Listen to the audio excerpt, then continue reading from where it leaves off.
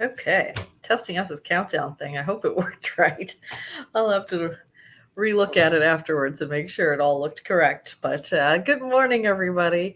Today I wanted to talk about a sending traffic to your website and making sure that your website or your offer or your funnel is ready to receive traffic.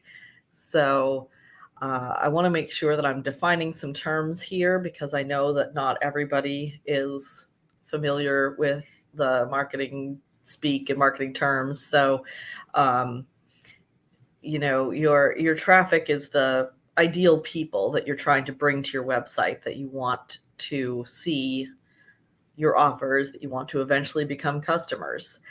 So a lot of times in business, we focus a lot on that traffic. How do we bring people over to our website or to our landing page or to our social profile, wherever it is that that offer gets made?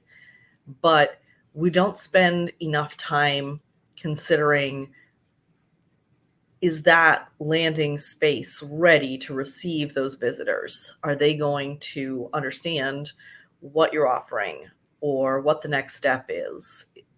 Do you have something that's really clear? So there's a few different aspects to this that I want to talk about today. First is the more simple things. You want to know exactly what offer you're making first to potential clients.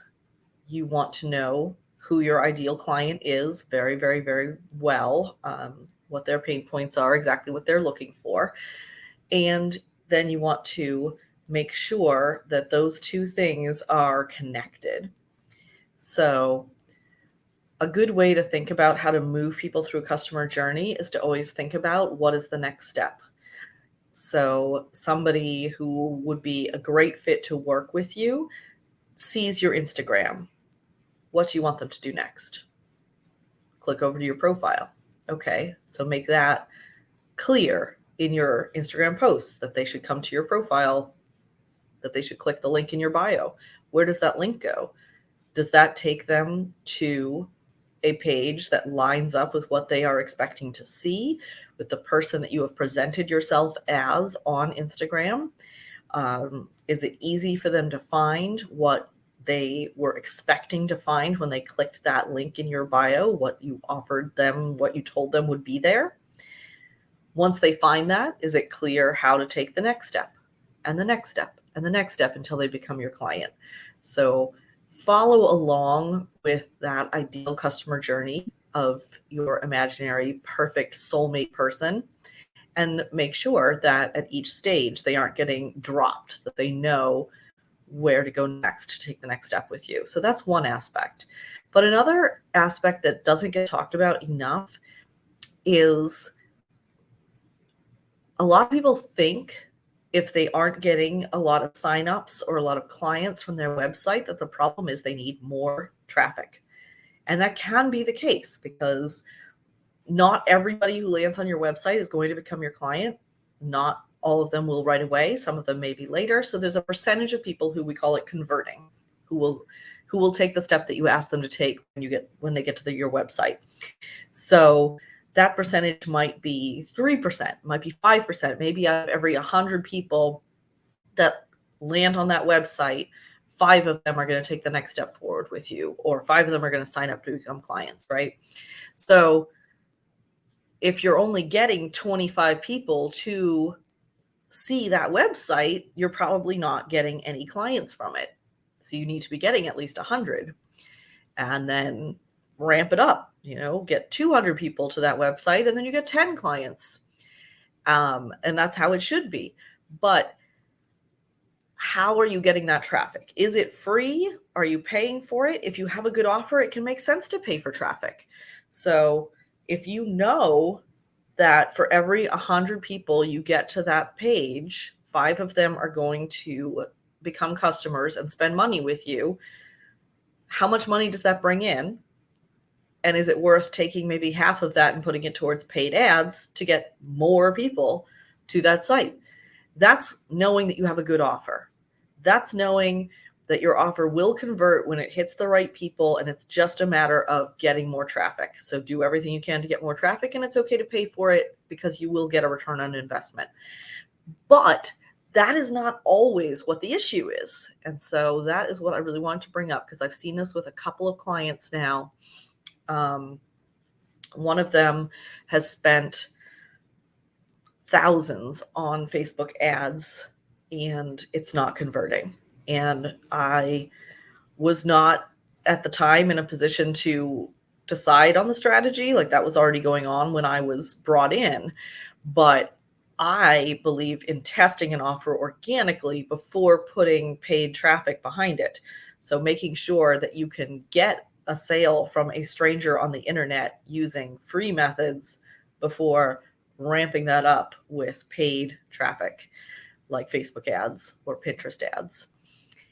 And so that was not done. And a lot of money was wasted because the offer was not enticing to the people who landed on the website. They didn't take her up on it, so it wasn't making money. A second client, before she started running Facebook ads, we took a look at her funnel. And I have a fun software where you can build out the funnel and then send pretend traffic to it to simulate what will happen. And you can do that manually too, but it's really fun to have this tool because it makes it really simple and fast. And so I was able to show her that there was no way to make that funnel profitable.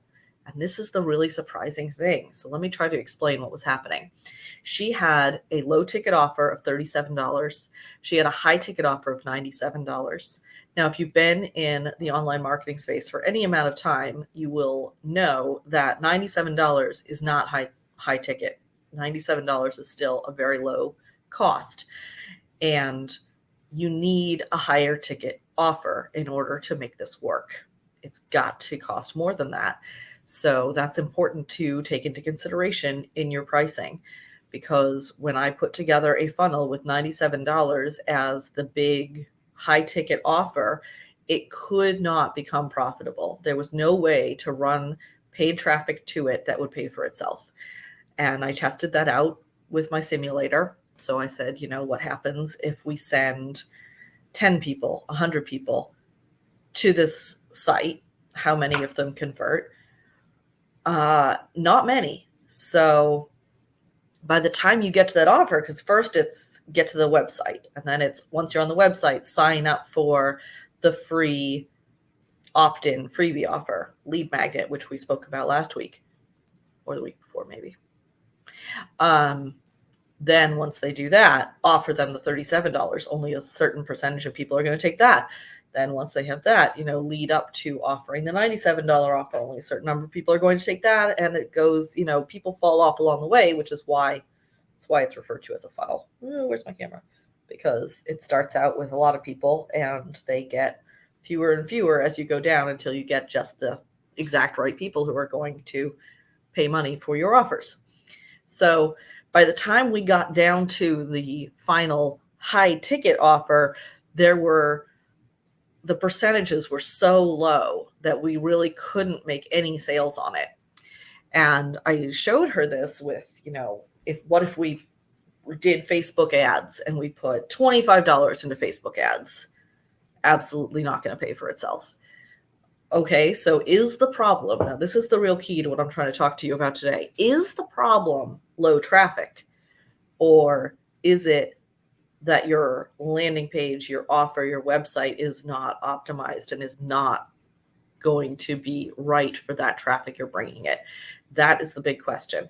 So this was the question that we had with her, and traffic was not the issue, because as I put more and more and more, what if we spent $500 on Facebook ads? What if we spent $1,500 on Facebook ads? It only kept costing money. There was absolutely no point at which it would flip to become profitable. No amount of paid traffic was going to make that offer profitable enough to be worth it. So we didn't run the ads. So it's very, very valuable to do that exercise before you do the ads. And so that is what I want you to really be thinking about as you're looking at, how do I get more people signing up, more people to become my clients? Before you focus your attention on how to bring more traffic from social media.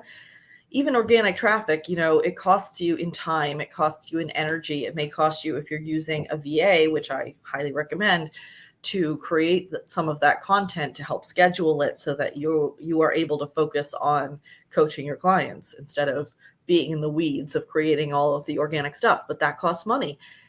Is that money going to be worth it? Is it going to bring a return on investment? Not if the traffic is going to an offer that is not strong enough, is not clear enough, and isn't priced appropriately to get you a return. So it's very important, before you start looking at how can I get more traffic, look at, do I have an offer that will make it worth it to get more traffic? And so it's super important to me that people start out testing out an offer organically and bring in traffic to your site slowly, or however you can, in a way that is as low cost or free as possible, to see how many people does it take before somebody takes you up on that offer.